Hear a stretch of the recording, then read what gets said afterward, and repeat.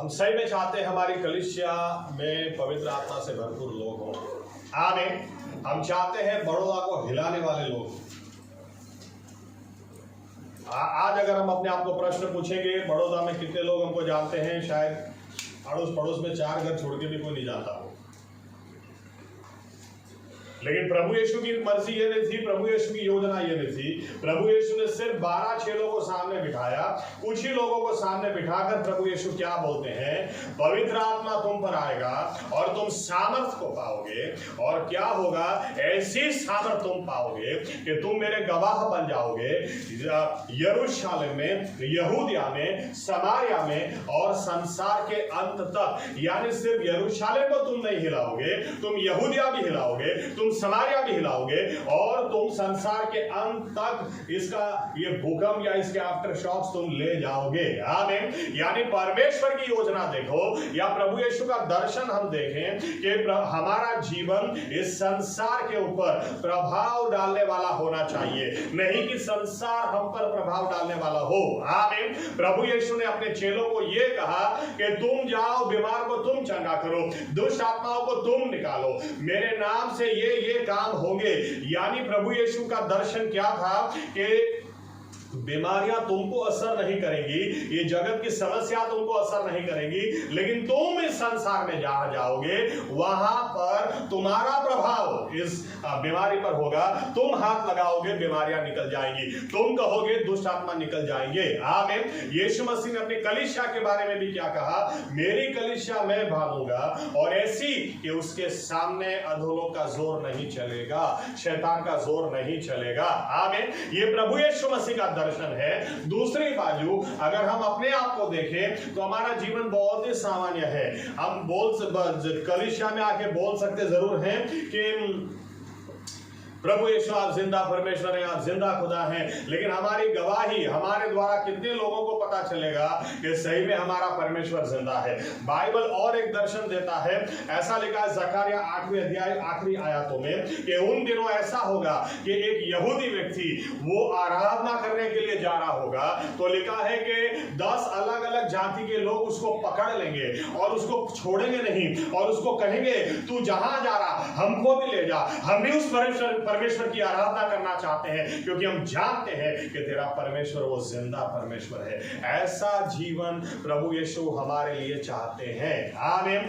ऐसा ही क्योंकि प्रभु यीशु ने दूसरों को नहीं कहा, हमें कहा तुम इस संसार का उजियाला हो, तुम इस संसार का नमक हो। यानी दूसरों से उनकी कोई अपेक्षा नहीं, जो अपेक्षा है वो अगर हम कहते हैं हम बिलीवर हैं, हम उद्धार पाए हुए लोग हैं, तो आपके और मेरे साथ उनकी अपेक्षाएं जुड़ी हैं। आमीन। आमीन।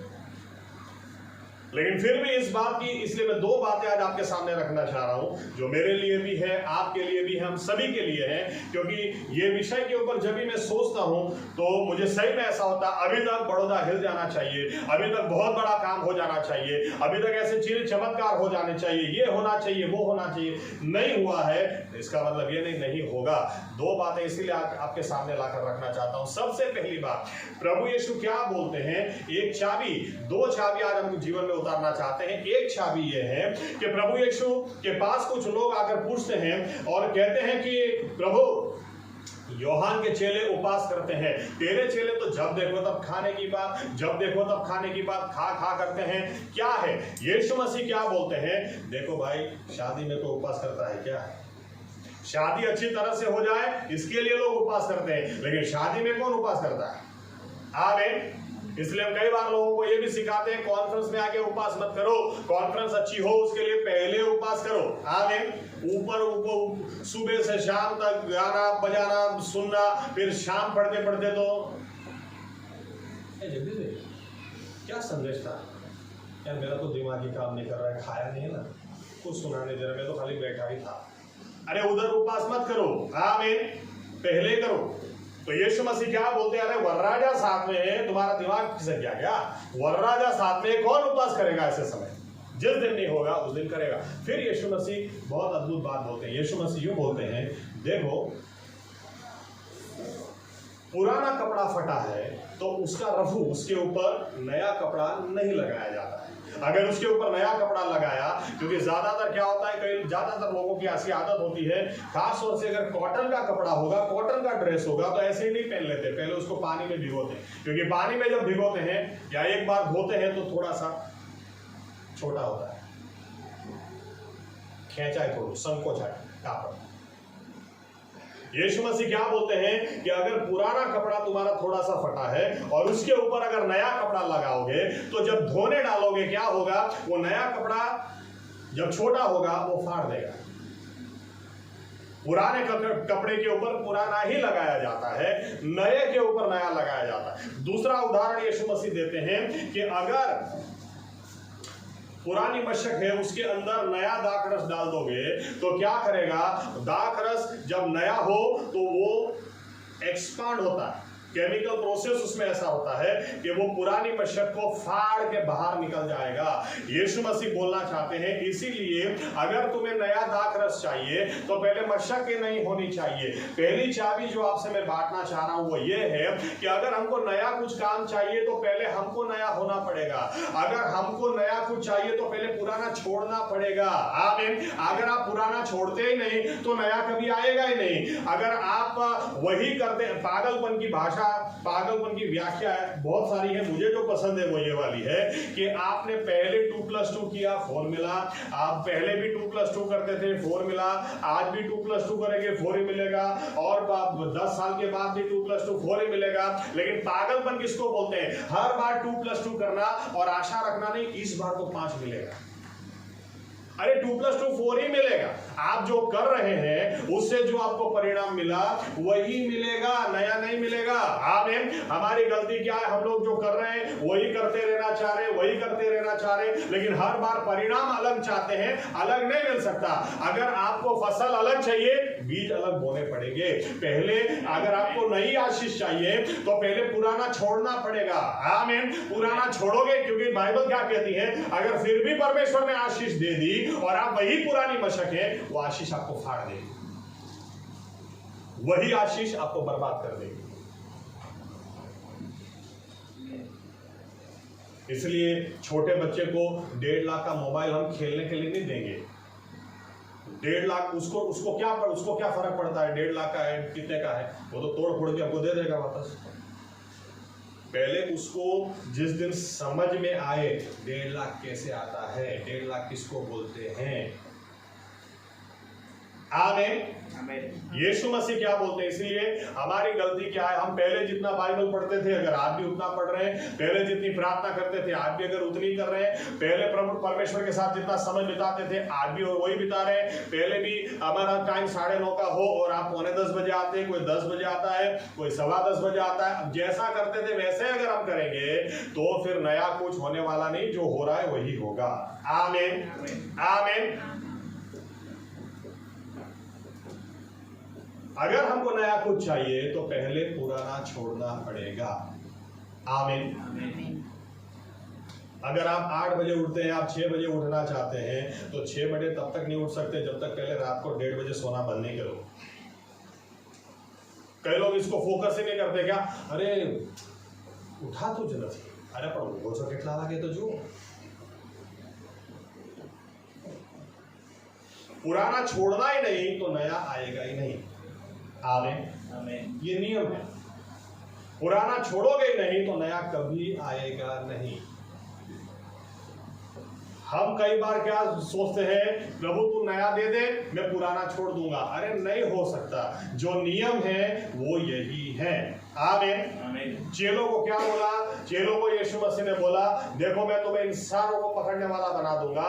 पतरस एक दिन तेरी परछाई से लोग चंगे होंगे, तू भी मुर्दों को जिंदा करेगा, लेकिन अभी मछली पकड़ना तुझे छोड़ना पड़ेगा, अभी तुझे ये छोड़कर मेरे पीछे आना पड़ेगा। ये छोड़ेगा, पुराना छोड़ेगा तो नया आएगा। आमीन।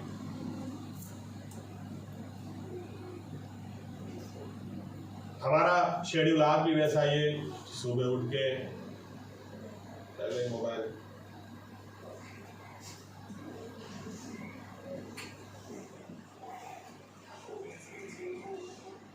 अभी तो है 1 घंटा है ऑफिस जाने के लिए,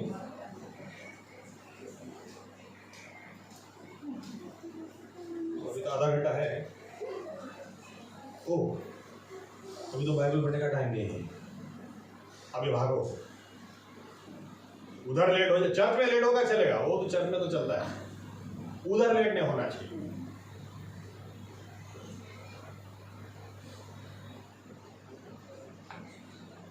एक बार एक व्यक्ति मुझे पूछता है, माँ ने बोला पास्टर इसको जरा समझाओ, ये चर्च में कभी टाइम से आता ही नहीं है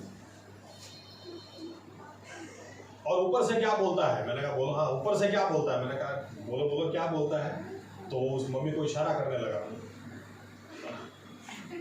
तो माँ ने बोला पास्टर ऐसा बोलता है, मैं ऑफिस टाइम से जाता हूँ, हर 30 दिन 80,000 रुपया बैंक में आ जाता है, चर्च में टाइम में जाने से क्या मिलेगा। मैंने कहा वो 80,000 रुपया कमाने की जो ताकत देता है ना, वो जिस दिन नहीं हो रहेगी तो पता चलेगा। एक एक दिन वो परमेश्वर हमको देता, हम एक दिन तो उसको दे सकते कि नहीं। आमीन आमीन। पुराना हमको छोड़ना ही नहीं है, लेकिन आश्चर्य की बात ये भी है कि हमको नया चाहिए। अरे नया तब तक नहीं आ सकता जब तक पुराना छोड़ोगे नहीं। आमीन आमीन। हमारे जीवन में आज बहुत सारी ऐसी बातें हैं, अगर हम खुद चेक करेंगे या खुद देखने के लिए बैठेंगे तो हमको समझ में आएगा ही कि बहुत सारी बातें आज भी पुरानी हम पकड़ के बैठे हैं, इसकी वजह से नई बातें नहीं आ रही हैं। आमीन। सिंपल एग्जाम्पल अगर दूं, पौलुस बोलता अपने बारे में, पहला कुरिन्थी 13वें अध्याय में, जब मैं छोटा था छोटे बच्चे की तरह सोचता था, लेकिन आज मैं बड़ा हूं बड़े की तरह सोचता हूं। जब मैं छोटा था तो दूध पी के चला लेता था, लेकिन आज मैं मांस खाता हूं। आज मुझे सॉलिड खुराक चाहिए क्योंकि मैं बड़ा हूं। आमीन आमीन। आप सोचो 30 साल का कोई व्यक्ति ऐसे मुंह में बोतल लाकर घूम रहा है, वायरल वीडियो हो जाए या तो हम बना देंगे, लेकिन अगर आत्मिक तौर से देखें हम वही कर रहे हैं। पहले भी हम दूध पीते थे, आज भी हम दूध ही पी रहे हैं। पहले भी हम बाइबल में जितना समय बिताते थे, एक अध्याय पढ़ लिया यानी ओ बाप रे, इसको बोलते तुमको पता चलता है, एक अध्याय में डेली पढ़ता हूँ, एक अध्याय। अरे खाने में भी ज्यादा टाइम देते होंगे इससे। और फिर हम सोचते हैं ये शुक्र नाम बड़ौदा हिल जाए। अरे तुम ही नहीं हिल रहे हो, बड़ौदा किधर से हिलेगा, तुम ही नहीं हिल रहे हो। पुराना छोड़ोगे तो नया आएगा। आमीन आमीन। मैंने मैसेज भेजा था, चलो कॉन्फ्रेंस के लिए, हमारे देश के लिए हम प्रार्थना करने के लिए इकट्ठा होते हैं। और मुझे देरी हो गई क्योंकि मैं सूरत से आया और आके सीधा फिलोमिना बहन के घर पे गया। देरी हो गई, 6 बजे का टाइम था, 6:30 बजे में पहुंचा। जाके देखा तो और कोई था ही नहीं। मुझे तो लगा लोग राह देख रहे होंगे, वेट कर रहे होंगे, अब पास्टर साहब दिखाई नहीं दे रहे, लेकिन खाली फिलोमिना बहन ही वेट कर रहे थे, कोई नहीं। फिर खैर हमने तो कर डाली। फिर हमने कहा चलो, हम लोग 3 थे, मैं, मेरी वाइफ एंजल और फिलोमिना बहन, हमने 4 हैं, चलो हम लोग प्रार्थना करते हैं। मेरा कहने का मतलब आपको नया कुछ करना ही नहीं, आपको वही करना है जो पहले से करते आए, और अपेक्षा रखो कि कुछ नया होगा, नहीं होगा। आमीन। यीशु मसीह बोलते हैं नया दाखरस वो पुराने को फाड़ देता है। नया दाखरस चाहिए तो मशक भी नहीं लाओ, पहले तुम भी तो नए हो जाओ। आमीन। हमारे जीवनों को चेक करें, हमारे जीवनों को देखें, कौन सी पुरानी बातों को अभी तक हम पकड़ के बैठे हैं, जब तक उसको छोड़ेंगे नहीं नया आएगा नहीं। आमीन। कई लोगों का स्वभाव इसीलिए नहीं बदलता क्योंकि पुराना छोड़ना ही नहीं चाह रहे। पुराना छोड़ना ही नहीं चाह रहे हो तो नया आएगा ही नहीं। क्योंकि मुझे दूसरे विषय पर जाना है, इसलिए इस विषय को ज्यादा मैं अंदर नहीं ले जा रहा, लेकिन सिंपल सी बात है, जो आदमी पुराना छोड़ता नहीं उसके जीवन में नया कभी आएगा ही नहीं। ऐसा व्यक्ति कभी गवाह बन ही नहीं सकता। ऐसा व्यक्ति दूसरों के लिए ठोकर का कारण बन जाएगा, क्योंकि वही का वही है। 5 साल पहले आप बोलते थे तो गाली निकल जाती है, गुस्सा आता तो 5 साल के बाद भी निकल जाती है, और 5 साल के बाद भी निकल जाती है। यानी आपने पुराना छोड़ा ही नहीं है तो नया आएगा किधर से? आमीन। बहुत ही सीरियस पॉइंट। हम अपने जीवनों को जांचें, चेक करें, देखें हमारे जीवन में कौन सी ऐसी पुरानी बात अभी भी हम लोग पकड़ के बैठे हैं।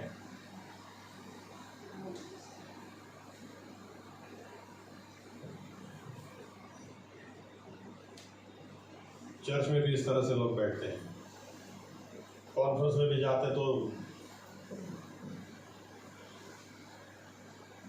मेरे पापा का हर बार का है, मेरे पापा सुबह उठेंगे जल्दी, रेडी होके ऊपर जाएंगे, फिर चलो मैं आज इधर बैठता हूँ, उधर बाइबल रखेंगे, फिर नीचे आएंगे, नाश्ता वास्ता करेंगे, और फिर जब ऊपर जाएंगे तो उनको बाइबल मिलेगा ही नहीं।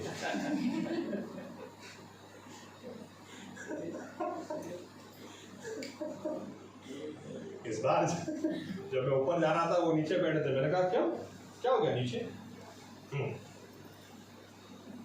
वही हर बार का।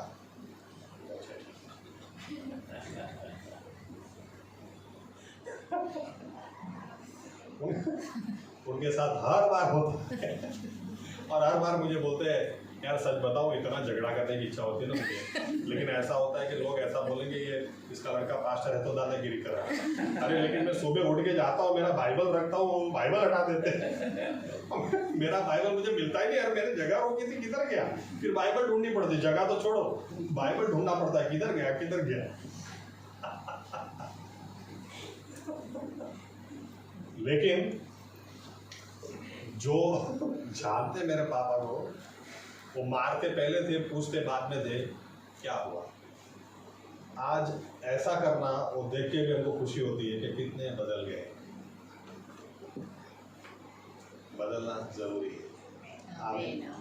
नाम था एक बार मेरे पापा का, कुछ भी हो गया मार देने का, अरे डॉन है वो, चीता नहीं, डॉन में घर में डॉन होगा, मेरे सबसे बड़ा डॉन को बोलते थे, डॉन मैं हूँ, तू कौन है? और आज चुपचाप पीछे बैठ जा। परिवर्तन आना जरूरी है, लेकिन पुराना छोड़ोगे ही नहीं तो नया आएगा ही नहीं। आमीन। आमीन। विश्वासी लोग, हम सोचें, अपने जीवनों को जांचें, अभी भी कौन सी पुरानी बातें हैं जो हम छोड़ ही नहीं रहे। चर्च में वही टाइम से आना, देर से आना, बोला हो कि आकर प्रार्थना करो, इधर आकर झुक जाओ, अन्य भाषा में बोलो, प्रभु यीशु के आगे आंसू बहाओ, लेकिन नहीं, हमसे नहीं होता। तो नया काम किधर से होगा?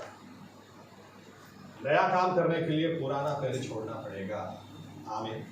प्रभु यीशु यहाँ पर यूं बोल रहे हैं कि ऐसा नहीं कि नई आशीष वो देना नहीं चाहते हैं, लेकिन हम भी तो नए हो जाए। आमीन। आमीन। आमीन। दूसरी बात, दूसरे पॉइंट पे मैं जाना चाहता हूँ। दूसरी बात, आइए उसके लिए जो आयत पहले पढ़ी फिर से एक बार पढ़ते हैं। प्रेरितों के काम 2 और 42। प्रेरितों के काम 2 और 42। તેઓ પ્રેરિતોના બોધમાં, સંગતમાં, રોટલી ભાંગવામાં તથા પ્રાર્થનામાં દ્રઢતાથી લાગુ રહ્યા।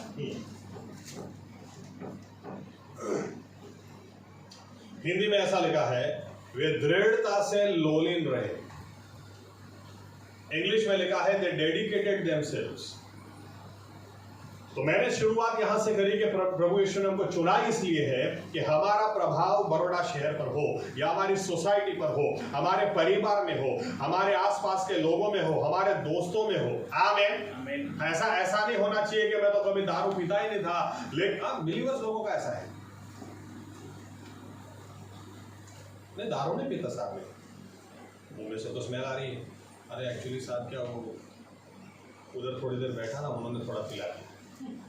अरे तुम्हारे द्वारा दारू लोगों का छूटना चाहिए, लोगों के द्वारा तुमको पीना चाहिए। किसका प्रभाव किसके ऊपर होना चाहिए? आमीन। परमेश्वर ने हमको चुना किस लिए है कि हमारा प्रभाव इस संसार में हो। आमीन। आमीन। लोग नंगे घूमते हैं, कुछ भी कपड़ा पहन के घूमते हैं, और अगर बिलीवर्स हम सोचे चलो अभी हम भी नंगा घूमना शुरू करें, अरे हमको देखकर लोगों को कपड़े पहनने का होश आना चाहिए। आमीन। ये कपड़े इस तरह से पहने जाते हैं भाई, चर्च में आप जाते इस तरह से कपड़े पहन के जाओ, घर में भी घूमो तो इस तरह से घूमो, आमीन। बाहर भी घूमो तो ऐसे कपड़े पहनकर घूमो।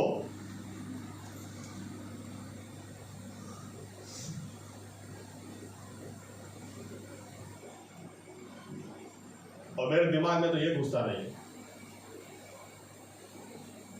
तुम नंगे होकर फोटो खिंचाओ, दूसरों को क्यों दिखाना?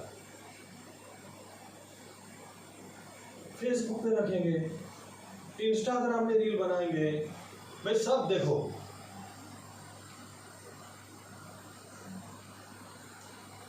तो ये दुनियावी लोग हैं, ये बहुत ऑनेस्टी से अपना काम कर रहे हैं। हमको अपना काम भी अच्छी तरह से करना आना चाहिए। हम विश्वासी लोग हैं, हमको प्रभु यीशु ने इसलिए चुना कि ऐसे लोगों का प्रभाव हम पर न पड़े, लेकिन हमारा प्रभाव ऐसे लोगों पर पड़ना चाहिए। आमीन, आमीन। और इसके लिए जो चाबी, दूसरी चाबी, पहली बात कि पुराना छोड़ो तो नया आएगा। आमीन, पुराना छोड़ो तो नया आएगा। तो यहाँ पर जो चाबी आपसे दूसरी चाबी में शेयर करना चाह रहा हूँ, यहाँ पर एक शब्द पकड़ता हूँ कि वे लोलिन रहें, यानी नित्य करना, वे डेली डेडिकेटेड, गुजराती में लिखा दृढ़ताથી लागू रहा। दृढ़ताથી लागू रहा का क्या मतलब है? इन्होंने डेली प्रैक्टिस बना दिया इस चीज को। ये प्रेरितों के बोध में, संगति में, रोटी तोड़ने में, प्रार्थना में दृढ़ता से लागू रहे, यानी डेली करते थे। आमीन। आज हमारी तकलीफ कहां पर है? ओके, आगे बढ़े उसके पहले पौलुस बोलता है 1 कोरिन्थी 15 और 31 में, जिसने अकेले अपने जीवन से एशिया खंड और यूरोप खंड को प्रभावित कर दिया, ये आदमी क्या बोलता है? आई डाई डेली, मैं हर रोज मरता हूं, यानी हर रोज कुछ होता है। आमीन। यीशु मसीह ने लूका में बोला, ओके एग्जैक्ट आयत आपको दे दूं, लूका 9 और 23 में यीशु मसीह ने बोला कि जो अपना क्रूस उठाकर हर रोज मेरे पीछे नहीं चलता, हर रोज चलने की बात है, हर रोज मसीह के पीछे चलने की बात है, अगर हर रोज वो नहीं करता तो वो परमेश्वर के राज्य के लिए लायक नहीं है। यहां तक कि परमेश्वर के बारे में बाइबल बताती है, भजन संहिता साम 68 और 19, 68 और 19 ऐसा लिखा है, धन्य है उस यहोवा परमेश्वर को जो हर रोज मेरा बोझ लेके चलता है। हर रोज परमेश्वर हमारा बोझ उठा लेता है। आमीन। ऐसा नहीं कि हफ्ते में एक ही दिन तेरा बोझ में उठाऊंगा, नहीं नहीं, बाइबल कहती है आज का दिन यहोवा ने बनाया, आज के दिन में हम आनंद उत्सव करें, क्योंकि आज के दिन का बोझ भी वो उठा लेता है। आमीन। हर रोज कुछ बातें हमको हर रोज करनी है। हम इसीलिए प्रभाव नहीं डालने पाते हैं क्योंकि हर रोज नहीं करते हैं। बहुत अच्छी कहावत गुजराती में है, टीपे टीपे सरोवर भराए, यानी अगर जरूरी नहीं है कि नल खोल दो और सब भर जाए, लेकिन एक एक बूंद भी गिरेगी, एक एक बूंद भी गिरेगी तो भी सरोवर भर जाता है, पूरा तालाब भर जाता है, एक एक बूंद से भी तालाब भरता है। आमीन। कहने का मतलब ये है, हम लोग करते क्या है, हमारी सबसे बड़ी समस्या क्या है, एक दिन हम 5 अध्याय पढ़ लेंगे, फिर 5 दिन तक पढ़ेंगे नहीं। हर रोज करना जरूरी है। आमीन, आमीन। एक अध्याय भी अगर आप पढ़ते हैं, हर रोज करना जरूरी है। कितने सारी उदाहरण हम ले सकते हैं। उदाहरण के तौर पर बहुत फेमस उदाहरण दिया जाता है कि जिस कुएं से रेगुलरली पानी निकाला जाता है, अगर थोड़े समय के बाद अगर देखेंगे तो उसकी जो रस्सी होती है, वो रस्सी उसके पत्थर को भी चीर के रख देती है, क्योंकि जब हर रोज किया जाए, बार बार जिस चीज को किया जाए, अगर आप इस दीवार को गिराना चाहते हैं तो हो सकता है एक हथौड़ा मार दो, काफी नहीं है, लेकिन अगर एक ही जगह पर मार करोगे तो एक ना एक दिन वहां से चूना निकलेगा, वहां से पत्थर भी टूटेगा और वहां से जो तोड़ना चाह रहे वो टूटेगा। आमीन।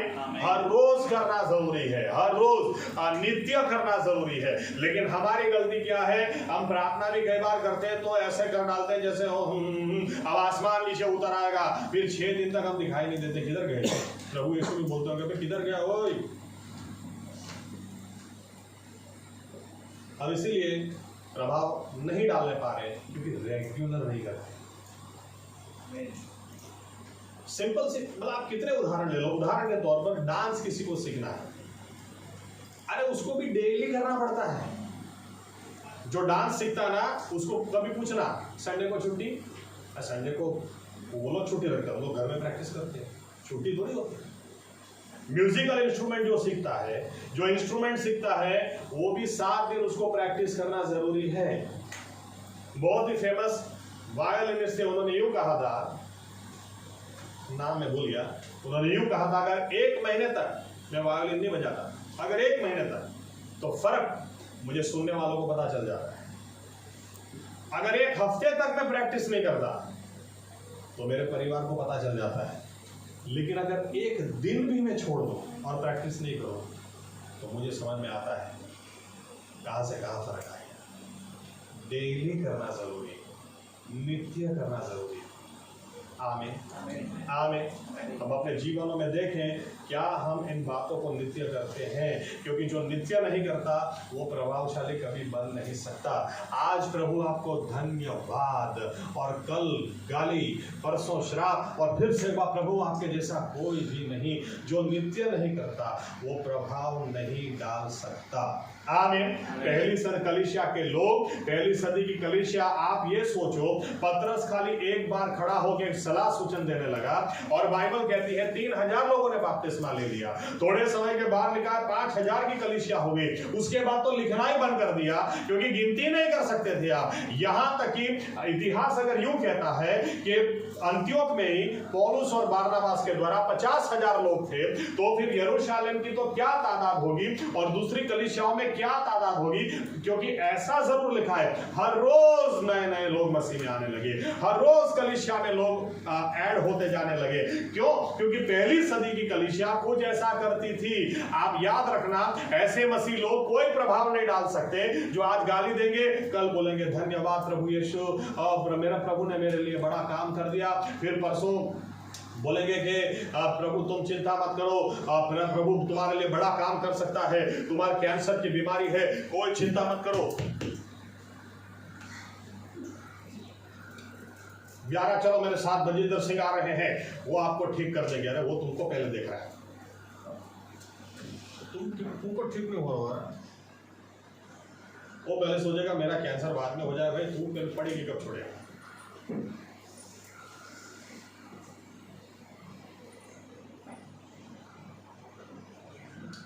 अब सोचिए अपने बारे में, क्या हम रेगुलर, क्या हम में कोई डिसिप्लिन है? चलो ये शब्द अच्छा है, हम में कोई डिसिप्लिन है? घर जाके पढ़ लेना हिब्रू 12 क्या लिखा है। परमेश्वर जैसे लिखा है, जैसे एक दुनियावी सांसारिक पिता अपने बच्चे को डिसिप्लिन में लाता है, उसी तरह से हमारा आसमानी पिता हमको स्वर्ग में ले जा, उसके पहले वो हमको डिसिप्लिन में लाना चाहता है। हर रोज करते हैं। एक इंटरव्यू मैंने देखा था, कुछ अभी याद आया तो बताता हूँ। कुछ समय पहले शायद उन्होंने किताब भी उसके ऊपर लिखी, 100 डेज इन हेवन। 100 दिन, हर रोज 100 दिन तक ऐसा होता था उनके साथ कि जब अपने रूम में प्रार्थना करने के लिए जाते थे, वहां से परमेश्वर उनको स्वर्ग में उठा लेता था। 100 दिन तक डेली। जब उनका इंटरव्यू में सुन रहा था तो सामने वाला पूछता है, हमको भी स्वर्ग देखना है, हमको भी प्रभु यीशु को देखना है, हमको भी ये बातें देखनी जो आपने देखी, कुछ चाबी हमको भी दो, ज़्यादा प्रार्थना करें, ज़्यादा उपवास करें। इन्होंने चाबी क्या दी पता है? बोलते नहीं नहीं नहीं, प्रार्थना तो सभी लोग करते हैं, बाइबल सभी लोग पढ़ते हैं, लेकिन सभी को ऐसे अनुभव नहीं होते। मैंने जो सीखा मैं बताता हूँ। बोलते मैं आर्मी में था, 20 साल आर्मी में मैंने नौकरी की, वहाँ से डिसिप्लिन सीखा।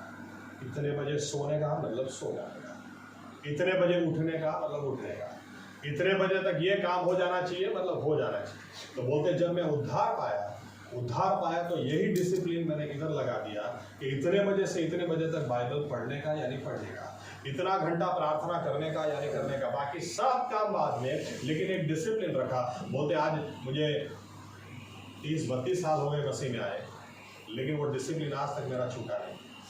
तो यूँ बोलते हैं आप ज़्यादा प्रार्थना करो, कितना नहीं करो वो इम्पोर्टेंट नहीं है, हर रोज़ करते हो या नहीं, हर रोज़ उसको मिलते हो या नहीं, हर रोज उसके वचनों के साथ समय बिताते हो या नहीं, हर रोज करोगे, उससे फर्क पड़ता है।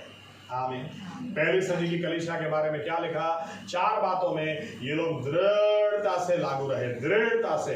मैं आपको सही में कहना चाहता हूं, अगर आप कुछ भी सीखना चाहते हैं, करना चाहते हैं, डेली करना जरूरी है, नित्य करना जरूरी है। आमीन, आमीन। तो यहां पर लिखा 4 बातें। सबसे पहली बात, प्रेरितों के बोध के अंदर वे दृढ़ता से लागू रहे। यानी बाइबल ये लोग रेगुलरली पढ़ते थे। बाइबल आप रेगुलरली पढ़ते हो या नहीं? अगर आप सही में प्रभाव डालना चाहते हैं तो उसके पहले प्रभावशाली आप तभी बनने पाओगे जब पहली सदी की कलीसिया, ना इनमें ज्यादा पढ़े लिखे लोग उस वक्त थे, ना तो ज्यादा हाई प्रोफाइल लोग थे, क्योंकि बाइबल बताती है लेवी लोग बाद में 6ठे अध्याय में लिखा, लेवी लोग अब इनके पास आने लगे, अब उनके पास अच्छा बाइबल जानने वाले लोग आने लगे। लेकिन उसके पहले कौन थे? मछुआरे थे, कम पढ़े लिखे लोग थे। और बाद में लिखा पौलुस जैसे ज्ञानी लोग वहां पर आने लगे। लेकिन ज्ञानी लोग क्यों खींचे इस तरफ, क्यों लेवी लोग इस तरफ खींचे आने लगे? क्योंकि जो थे उनके पास एक निर्णय था, डेली हमको ये करना है, मतलब करना है। आमीन। नित्य करते थे, डेली बाइबल पढ़ना है, मतलब पढ़ना ही है। हम अपने बारे में सोचें कि हम नित्य करते हैं, डेली करते हैं क्या? नौकरी पे डेली जाएंगे, लेकिन ये नौकरी से ज्यादा बड़ी बात है। ये विद्यार्थी के लिए भी है, घर पे जो रह के काम करता है उनके लिए भी है, क्योंकि जिन्होंने विश्वास किया, बपतिस्मा लिया, उनके बारे में लिखा है वे लोगों ने उस जमाने में क्या किया? 4 बातों को नियमित किया, 4 बातों को रेगुलर किया।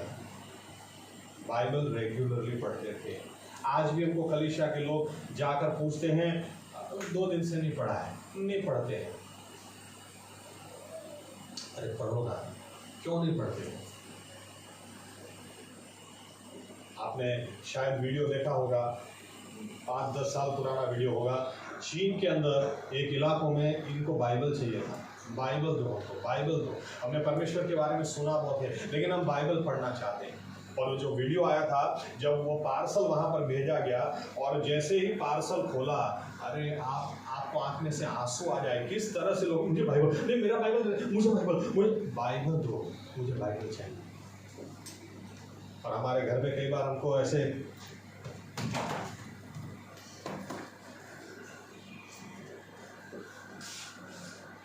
आप सही में प्रभावशाली बनना चाहते हैं, बाइबल को रेगुलरली पढ़ो। क्योंकि जो वचन जानता है, बात खत्म, वचन ही नहीं जानता, वो विश्वासी कर क्या सकता है? कुछ भी नहीं। उसको ये जरूर पता होगा वो सेवक क्या बोल रहा है, वो सेविका क्या बोल रही है, लेकिन वचन क्या बोल रहा है? बाइबल रेगुलरली पढ़ो। मैं कई लोगों को बोलता हूं कि घर के अंदर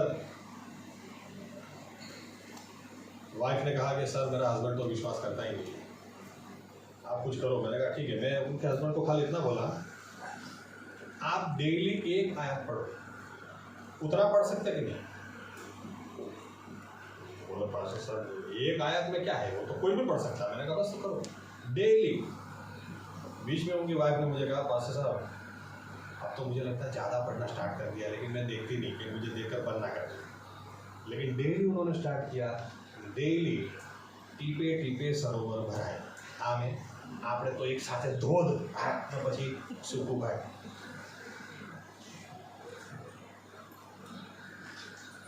ऐसा मत करो। इसीलिए आज तक जो होना चाहिए नहीं हुआ। रेगुलर पढ़ो। आमीन। इतना रेगुलर कि मुझे चले ही नहीं उसके बिना। दूसरी बात ऐसी लिखी है, संगति में दृढ़ता से लागू है। संगति में, संगति में काफी कुछ कहा जा सकता है, लेकिन पहले तो यूं कहूं, क्योंकि कल ही किसी से मेरी बात निकली। मैं विजिट के लिए गया मिस्टर जय के घर। संगति इतनी इंपॉर्टेंट है। बाइबल कहती है लोहा लोहे को काटता है, उसी तरह से एक दोस्त ही दूसरे दोस्त के चेहरे पे उजियाला ला सकता है। संगति कैसी है आपकी, बहुत इंपॉर्टेंट है। किसके साथ उठते बैठते हैं, किसकी बातें सुनते हैं। अगर आप अफसोस की बात यह है, विश्वासी लोगों को विश्वासियों के साथ संगति करनी नहीं है, इनको दूसरों के साथ ही संगति करनी है। जबकि पहली सदी में ये लोग अच्छी तरह से जानते थे 2 या 3 यीशु मसीह के नाम से इकट्ठा हो, यीशु मसीह वहां पर है। आमीन आमीन आमीन। चर्च में भी, या तो चर्च क्या है? विश्वासियों का समूह, उद्धार पाए हुए लोगों का समूह।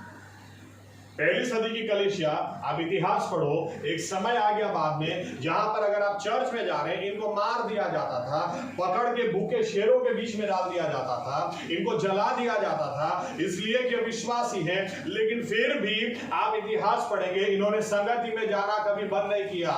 फिर भी 2 विश्वासियों ने इकट्ठा होकर प्रार्थना करना बंद नहीं किया, क्योंकि ये लोग जानते थे इस बात को, कहीं भी हो कुछ भी। आप देखो पतरस को यूहन्ना को मारा पीटा, लेकिन लिखा है वहां से जब धमकी देकर उनको भेजा, सीधा ही अपने भाइयों के बीच में गए, सीधा ही संगति में गए। इनको पता था घर पे जाने से पहले हमको संगति में जाना जरूरी, संगति में दृढ़ता से लागू रहे। आमीन आमीन। हमारे यहाँ तो आमीन आमीन बोलते हैं, लेकिन एक संडे को दिखेंगे, फिर दूसरे संडे गायब, तीसरे संडे वापस आ गए, चौथे संडे वापस गायब, 5वें संडे, 6ठे संडे, 2 संडे किधर भी गए पता नहीं, 6ठे संडे वापस आ गए। और प्रभु मेरा इस्तेमाल करो, मुझे बड़ौदा हिलाना है। उधर से आवाज़ आएगी, तू पहले संडे को सुबह हिल और 15 मिनट पहले जा, हर संडे। आमीन। ये लोग नित्य करते थे, रेगुलर करते थे। आमीन। संगति में रेगुलर रहो, विश्वासियों की संगति में। मैं इधर नहीं होता हूं तो सूरत होता हूं, हालोल में नहीं था तो व्यारा में था, लेकिन विश्वासियों की संगति में रहो, रेगुलर रहो। आमीन। रेगुलर, क्योंकि ये अगर आप सही में प्रभावशाली बनना चाहते हैं तो वही व्यक्ति बन सकता है जो वो करेगा जो पहली सदी की कलीसिया करती थी। आमीन आमीन। तीसरी बात लिखी है रोटी तोड़ने में, यानी ओके, संगति के ऊपर थोड़ा यूं भी बोल दो। देखो, जैसे के साथ संगति करोगे ना वैसे ही हो जाओगे। फरियादी के साथ संगति करोगे, फरियादी हो जाओगे। धन्यवाद देने के वाले के साथ संगति करोगे तो उसके जैसा हो जाओगे। कलीसिया में भी जरूरी नहीं है कि सभी लोग बहुत आत्मिक हैं। याद रखना, इजरायली लोग लाखों की तादाद में निकले, लेकिन उसके बीच में कुछ लोग बलवाखोरी करने वाले थे ही। कुछ का विश्वास तो इतना टूटा हुआ था कि उनके साथ जो संगति करते थे उनका भी विश्वास टूट जाता था। नहीं, हम नहीं जा सकते आगे। तो कलीसिया में भी हर कोई व्यक्ति आपके विश्वास को बढ़ाने वाला नहीं होता है। फिर लोग क्या करते हैं, चोट खा के फिर चर्च को बदनाम करेंगे, पास्टर को बदनाम करेंगे और मिनिस्ट्री को बदनाम करेंगे। लेकिन आपको पता होना चाहिए कि मुझे किसके साथ उठना और बैठना है। यहां बैठने से मेरा विश्वास बढ़ता है तो इस जगह को मैं छोड़ूंगा नहीं, लेकिन यहां पर बैठने से फालतू बातें होती है, छोड़ो। आमीन।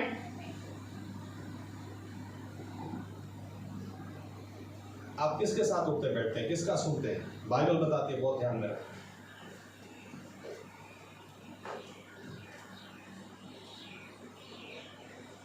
पहली सदी की कलीसिया को इतना पता था, अच्छी तरह से पता था। तीसरी बात, रोटी तोड़ने में यानी प्रभु भोज में ये लोग रेगुलर रहे। मुझे बहुत अच्छा लगा, माता बहन ने सुबह बोला, पास्टर साहब रमन को ऐसा है तो मेरी समस्या वो नहीं है, मेरी समस्या ये है कि आज मेरा प्रभु भोज जाएगा, मुझे कुछ भी करो, मुझे प्रभु भोज चाहिए। मुझे सुन के बहुत अच्छा लगा, ऐसा होना ही चाहिए। आमीन आमीन। क्योंकि पहली सदी की कलीसिया ये करती थी, रोटी तोड़ने में ये लोग लोलिन रहे, दृढ़ता से लागू रहे, यानी प्रभु भोज हो उसको कभी छोड़ते नहीं थे। आमीन आमीन आमीन। एक आयत भी देखते हैं, चलिए। लूका 24:30-31 देखो क्या लिखा है।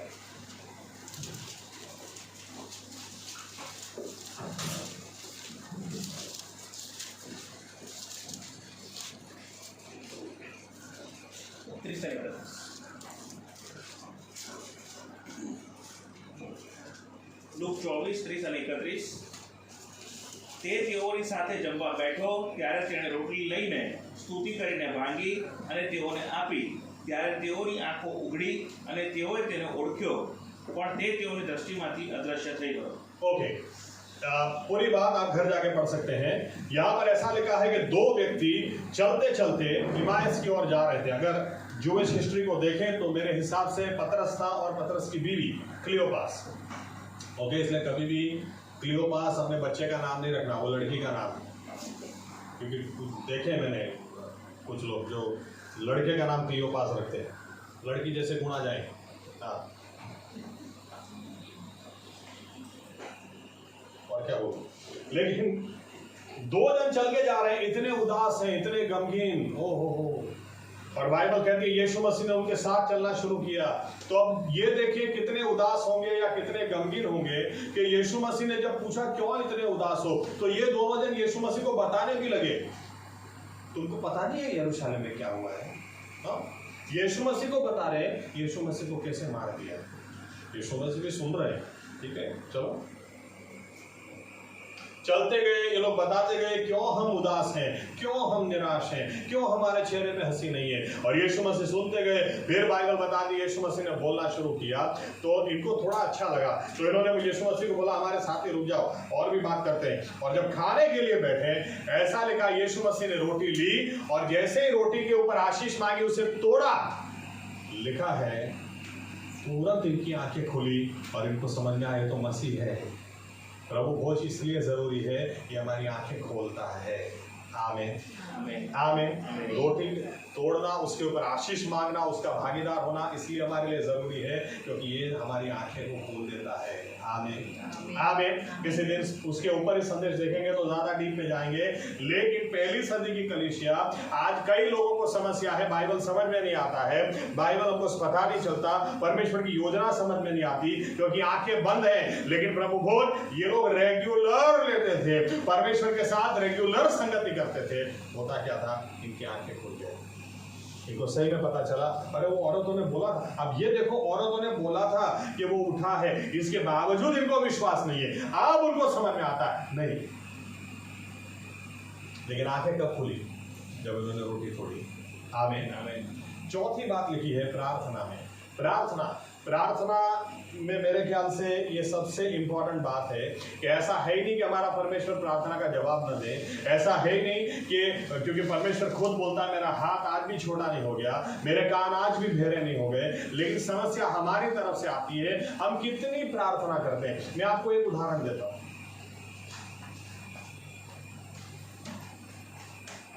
एक समय दुनिया के सबसे बड़े पास्टर या सबसे बड़ा चर्च उनका था योगी चौ।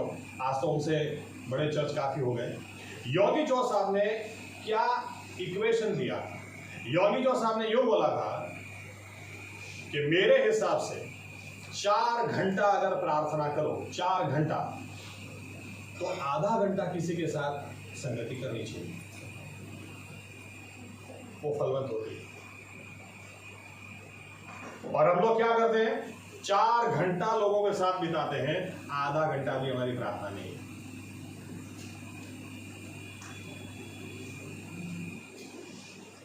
योगी चौ साहब बोलते थे, और एक उदाहरण ओरल रॉबर्ट्स का। देखो, हम प्रार्थना ही नहीं करेंगे, और हमारी प्रार्थना भी कैसी होती है पता है? हमारी प्रार्थना भी प्रभु मुझे रोटी दे दे, मुझे खाना दे दे, सूखा सूखा खा रहा हूँ काफी दिनों से, थोड़ा रोटी भी दे दे, तो अच्छी नौकरी दे दे, थोड़ा प्रमोशन दे दे, एक घर दे दे। घर अच्छा है लेकिन एसी लगाने का पैसा नहीं, गर्मी बहुत है, प्रभु एसी का पैसा दे। क्या प्रार्थना करते हैं? और ये चेले, यीशु मसीह ने कौन सी प्रार्थना सिखाई? प्रार्थना करो तो यूं करो कि तेरा राज्य उतर आए। आमीन। कि हमारे पिता तू जो आसमान में है, वो आकाश में हमारा बाप, तारू राज्य आओ, तेरा राज उतर आए। आमीन। तेरा राज उतर आए।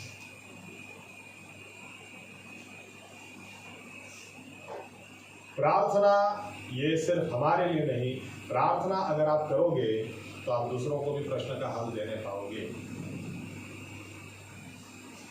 प्रार्थना में भी ऐसा लिखा है दृढ़ता से लागू रहे, दृढ़ता से लागू रहे। यानी दूसरी बातें छोड़ सकते थे, प्रार्थना करना नहीं। और हमारे पास ये भी बहाने कितनी बार आ जाते हैं, 2 दिन से प्रार्थना करने का टाइम नहीं मिला, 2 दिन से हमने प्रार्थना नहीं की। हमारा उल्टा चलता है, हम लोग पहले काम कर देते हैं फिर प्रार्थना करते हैं कि प्रभु देखो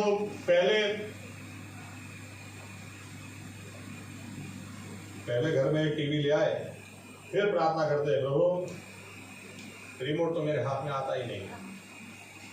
यार बच्चे पूरा दिन कार्टून देखते रहते हैं, अरे लाने से पहले प्रार्थना करो ना। आमीन, पहले प्रार्थना करो। पहली सदी की कलीसिया प्रार्थना में दृढ़ता से लागू रही, यहाँ तक कि पौलुस बोलता है नित्य प्रार्थना करो। उसको जेल में बांधा हुआ था, वहां से भी बोलता है प्रार्थना करो, सदा आनंद करो, नित्य प्रार्थना करो, प्रार्थनावादी जीवन अपना बनाओ। क्योंकि अगर आपके पास परमेश्वर के साथ बात करने का टाइम नहीं है तो फिर आप समझ लेना, इंग्लिश में एक कहावत मैंने पढ़ी थी, वो याद आ गई, if you are too busy to pray you are too busy. अगर आपके पास प्रार्थना करने का टाइम नहीं है तो आपके जैसा व्यस्त आदमी पूरी दुनिया में कोई नहीं। पहली सदी की कलीसिया पौलुस सेवकाई कर रहा था, इसके बावजूद बाइबल कहती है कि सेवकाई के साथ में वो फिर भी तंबू बनाता था, फिर भी काम करके अपना खर्चा निकालता था और लिखता था कलीसिया में एक भी आदमी बेकार नहीं चाहिए, जो भी बेकार है उसको बाहर निकालो। तो आप ये समझ सकते हैं कि एक एक आदमी कितना काम करने वाला व्यक्ति होगा, कितनी मेहनत करने वाला व्यक्ति होगा, फिर भी प्रार्थना के लिए वो लोग समय निकालते थे। फिर भी पतरस को जेल में डाल दिया तो कलीसिया एक व्यक्ति के घर के अंदर इकट्ठा होकर प्रार्थना करने लगी थी। आमीन। प्रार्थना को सीरियसली लो। प्रार्थना मूड पे नहीं होता है, कई लोगों का मूड के ऊपर जाता है। आपको पता है शैतान को फर्क ही नहीं पड़ता आपका मूड क्या है, वो तो उसके समय हमला करेगा। और हम लोग मूड के ऊपर जाते हैं, आज मेरा मूड नहीं है। अरे जब तुमने कोई निर्णय लिया हो, मूड और ना मूड होता, देखो परमेश्वर का अगर मूड था प्रभु आज मुझे बचा ले, प्रभु बोले आज मेरा मूड नहीं।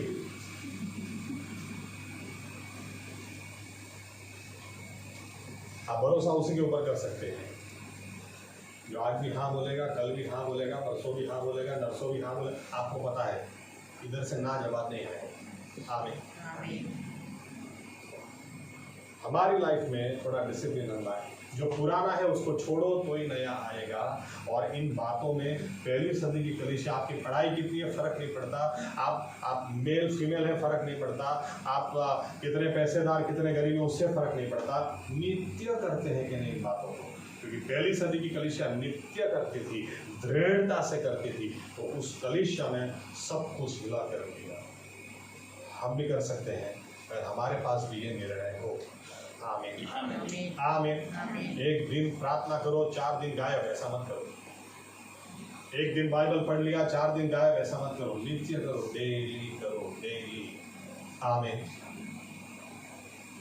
एक बार ये बोल के मैं खत्म करूं, एक बार जो दुनिया के महान मोटिवेशनल स्पीकर जिनको गिना जाता है ज़िग ज़िगलर, क्योंकि उनके नाम के पीछे लिखा जाता है zig Ziggler comma the man who motivated America, ऐसा लिखा जाता है।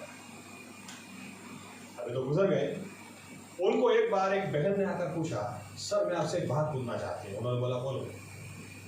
आपको जब सुनते हैं ना इतना मोटिवेशन मिलता है, इतना मोटिवेशन मिलता है, लेकिन एक बार हॉल से बाहर चले गए हम, फिर दूसरे दिन तीसरे दिन ऐसी बैटरी डाउन हो जाती है।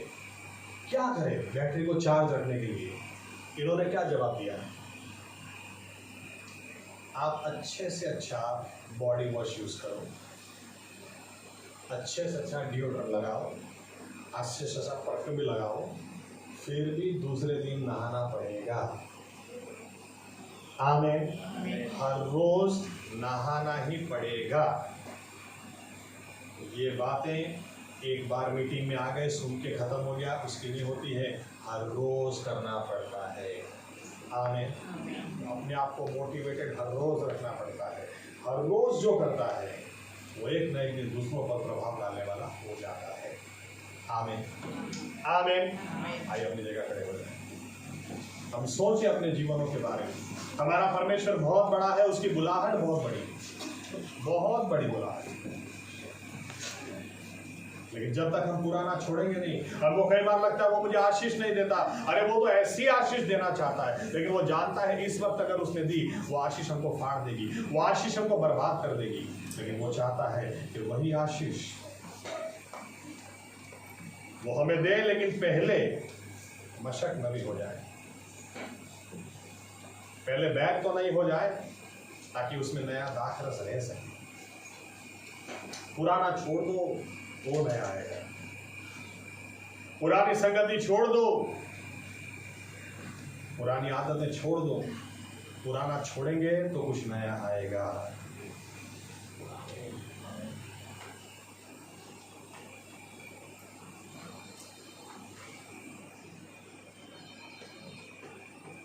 परमेश्वर हमारा युगानुयुग वही का वही परमेश्वर का वचन बोलता है। ऐसी कोई प्रार्थना है नहीं जिसका जवाब नहीं आए, लेकिन नित्य करो ना, रेगुलर करो। तुम रात को भी अगर अपने दोस्त को जाकर कहोगे कि मेरे घर में मेहमान है, मुझे रोटी दे, उसकी बगल में उसके बच्चे सो रहे होंगे, वो मना करेगा, लेकिन तुम कहते ही रहोगे तो वो उठ के रोटी देगा। लूका 18:1 में यीशु मसीह बोलते हैं, प्रार्थना करने का बंद मत करो, कभी बंद मत करो। ये समझाने के लिए उसने एक उदाहरण दिया, क्योंकि वे जानते हैं कि अगर प्रार्थना करना बंद नहीं किया, रेगुलर किया, तो जवाब आएगा, आएगा और आएगा ही, छुटकारा आएगा ही, चंगाई आएगी ही। रेगुलर करो, 4 दिन करो, 4 दिन छोड़ दो, ऐसा नहीं। पहली सदी की कलीसिया बाइबल को रेगुलर पढ़ती थी, संगति में रेगुलर रहती थी, रेगुलर रोटी तोड़ने में शामिल होते थे, रेगुलर प्रार्थना करते थे। अगर हम भी यही करेंगे तो हमें भी यही परिणाम मिलेगा, क्योंकि यीशु मसीहा कल, आज और युगानुयुग वैसा का वैसा है।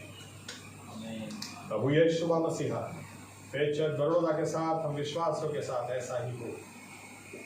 ये प्रार्थना प्रभु यीशु मसीहा के नाम से करते हैं। आमीन। बैठ सकते हैं।